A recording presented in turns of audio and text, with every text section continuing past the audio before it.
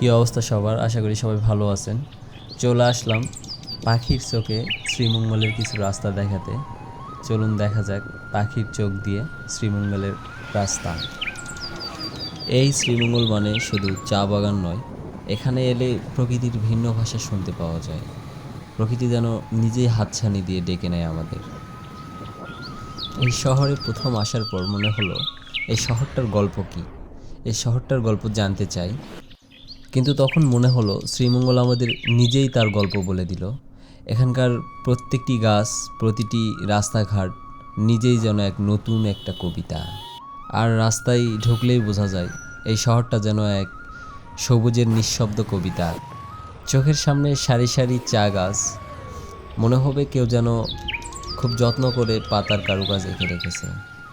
ধন্যবাদ সবাইকে ভিডিওটা দেখার জন্য। ভিডিওটা কেমন লাগলো অবশ্যই কমেন্ট করে জানাবেন।